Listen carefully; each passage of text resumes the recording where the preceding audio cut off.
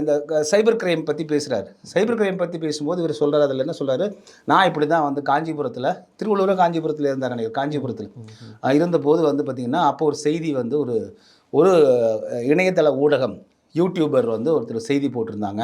9 பெண்கள் அவர்கள் வந்து மரணித்து பெங்களூர் நெடுஞ்சாலையில் உடல்கள் கடத்தப்பட்டிருக்கின்றன அப்படிங்கிற மாதிரி செய்தி போட்டாங்க. அவர் குறிப்பிடுறது சாட்டை திருமுருகனை. ஃபாக்ஸ்கானுடைய இதுக்கு வந்து அவர் என்ன சொன்னார்னா, பெண்கள் வந்து 9 பேர் காணவில்லை, இறந்துட்டாங்களான்னு ஒரு அச்சம் இருக்குது அப்படிங்கிற மாதிரி அவர் காணொலி அன்றைக்கி போட்டிருந்தார். அதை இவர் குறிப்பிடுறாரு. அப்போ அதுக்கு வந்து ப்ரூஃப் காட்டல அவங்க, அதனால் அவரை கைது செஞ்சோம். கைது செஞ்சதுக்கு பிறகு நீங்கள் வந்து பார்த்தீங்கன்னா, தொடர்ந்து என்னையும் என் மனைவியை வந்து உங்கள் சமூக ஊடகங்கள் அட்டாக் பண்ணாங்க. அவர் வந்து அதே போல் நான் வேறு ஒரு மாவட்டத்திற்கு மாறி போன போதும் எங்களை வந்து தொடர்ந்து அட்டாக் பண்ணாங்க. அவர் மீண்டும் நான் கைது செஞ்சோம் அப்படின்னு இதைத்தான் சொல்கிறாரு.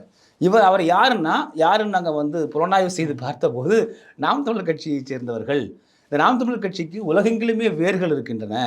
இவர்கள் யாருன்னா, தடை செய்யப்பட்ட விடுதலை புலி இயக்கத்தினுடைய அதனுடைய ஆதரவாளர்களாக இருக்காங்க அப்படின்னு கொண்டு வரார்.